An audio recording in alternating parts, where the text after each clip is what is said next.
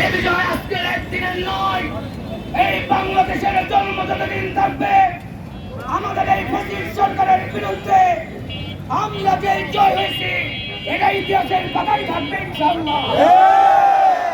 কেমন ইতিহাসের পাতায় থাকবে আমাদের প্রাণপ্রিয় নেতা, আমাদের হৃদয়ের স্পন্দন শহীদ সানাউল্লাহ নূর বাবুকে, এই খুনি শেখ হাসিনার প্রেতাত্মা, এই শেখ হাসিনার প্রেতাত্মা, এই খুনি জাকিরের নেতৃত্বে, এই বাবলুর নেতৃত্বে, এই আকরামের নেতৃত্বে কিছু লেলিয়ান কুত্তা দ্বারা তারা আক্রমণ করেছিল।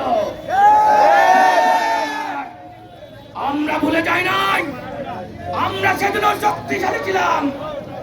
আমাদের সেই সময় পরাজয়ের কারণ একটাই, আমাদের ট্যাক্স ভ্যাট দিয়ে যারা তাদের সংসার চালিয়েছে, এই পোশাকধারী আওয়ামী লীগ পেলে দিয়ে এই যুবলীগকে ছাত্রলীগকে আমাদের হাত থেকে তারা রেহাই করেছে।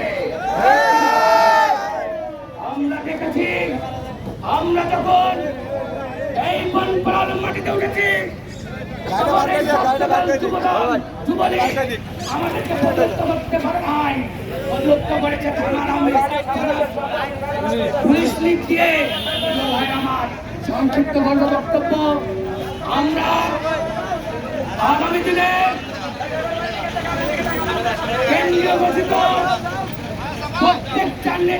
প্রত্যেকটা কর্মসূচি তুলুচাতার মাধ্যমে যে ধরনের কর্মসূচি আমাদের সামনে আসবে ইনশাআল্লাহ আমরা বুকের টাকা রক্ত দিয়ে হলেও এই বনপাড়ার মাটিকে আর কোনোদিনই কোনো প্রকারের স্বৈরা শাসকের হাতে দিতে দেব না। আপনারা রক্ত দিতে প্রস্তুত আছেন?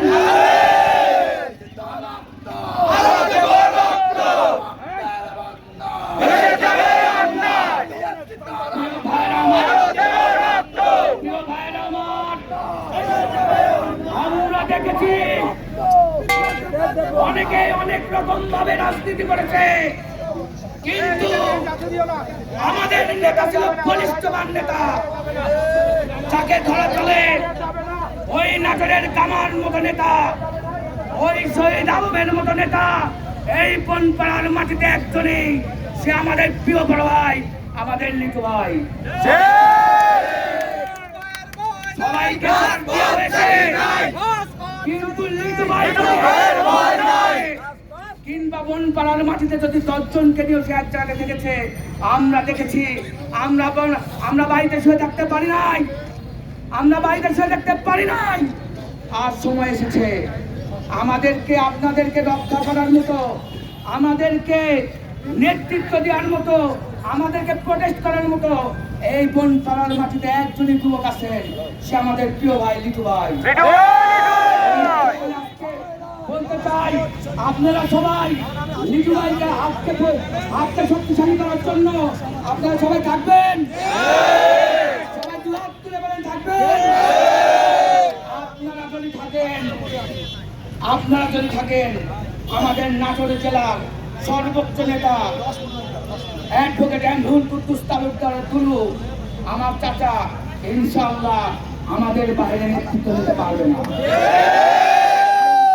পূরণ করার মতো সমস্ত কিছু ইনশাআল্লাহ আমরা বনপাড়ার মাটিতে করবো। এ পর্যায়ে আপনাদের সামনে বক্তব্য রাখবেন সাবেক স্বেচ্ছাসেবক দলের সংগ্রামী সভাপতি, যে টাইমে স্বেচ্ছাসেবকের কোনো নামগন্ধ ছিল না। আমাদের এই লিটু ভাইকে যখন স্বেচ্ছাসেবক দলের সভাপতি করা হয়েছিল, তখন এই নাটোর জেলার মানুষ বুঝতে পেরেছে স্বেচ্ছাসেবক দল নামে কোনো দল আছে, আর স্বেচ্ছাসেবক দল তৈরি হয়ে গেছে কারণ নেতৃত্ব ভাই।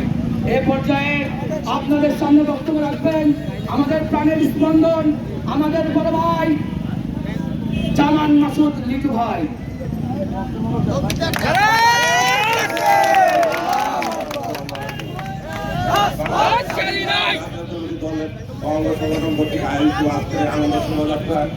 উপস্থিত আমার সংগ্রামী সকল ভাইদেরকে আমার পক্ষ থেকে তারেক জিয়ার পক্ষ থেকে আন্তরিক অভিনন্দন ও শুভেচ্ছা জানাচ্ছি। আমি বেশি কথা বলতে চাই না, আমাদের দীর্ঘ প্রতীক্ষার ফল আজকের এই দিনটি।